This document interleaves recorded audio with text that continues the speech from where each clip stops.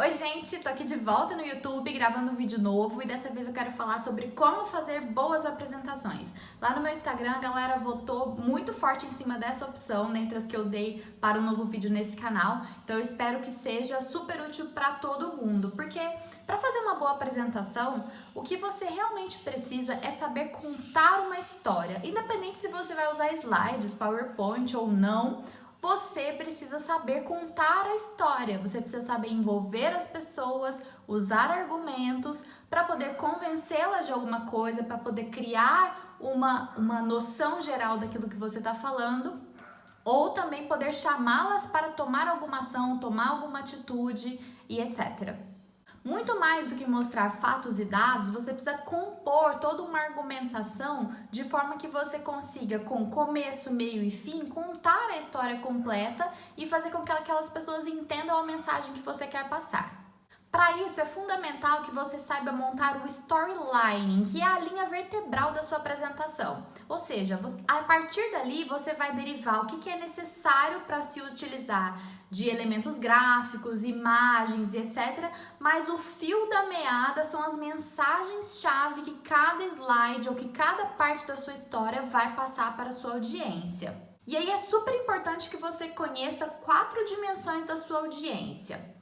Primeiro, quem é ela? Segundo, por que eu tô contando essa história? Por que eu preciso passar essa mensagem? Terceiro, qual é a mensagem principal? E quarto, como eu posso passar essa mensagem para essas pessoas, para essa audiência? Respondendo essas perguntas, várias coisas vão ficar muito claras na hora de você construir o storyline ou a linha de história da sua apresentação. E antes de começar com qualquer criação de arquivo no PowerPoint, pelo amor de Deus, pega um papel e uma caneta. É no papel e na caneta que você vai desenhar tudo o que você precisa contar para as pessoas na sua apresentação. O slide ele pode te deixar muito travado na hora de construir uma história. Então use a sua criatividade no papel e caneta, num quadro branco ou qualquer lugar onde você possa escrever à mão livre, post-its, que te ajudem a montar e construir logicamente a sua história. Só depois você vai sim abrir um arquivo e começar a montar o design, os textos, as imagens, os gráficos, etc. É bom você pensar que uma boa história ou um bom storyline para sua apresentação pode ser pensada em forma de pirâmide, onde no topo você tem as conclusões ou as respostas, que são em menor quantidade, e na base você tem os argumentos, os fatos para chegar naquelas conclusões ou naquelas respostas que você quer dar para sua audiência. Não é o contrário. Eu não quero colocar um monte de conclusões usando pouco argumentos, tá? E lembre-se que os seus slides são suporte para você contar a sua história de uma forma clara, para facilitar a passagem da mensagem para o seu interlocutor.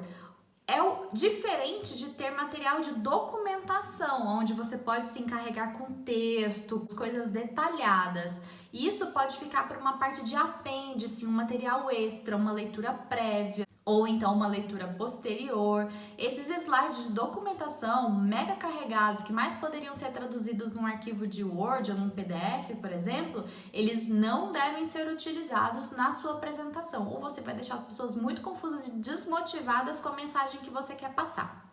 Uma outra coisa muito legal é que você escreva as mensagens-chave dos seus slides na forma de títulos, ou seja, os títulos dos seus slides vão ser as mensagens que você quer passar. E o corpo, o conteúdo do slide são coisas que vão suportar aquele argumento, que vão clarificar, ilustrar, desenhar aquela mensagem-chave que você precisa mostrar para sua audiência. E aí o ideal é que ao ler todas as mensagens-chave que você quer passar em cada slide, apenas lendo as mensagens, você consiga entender a história por si só.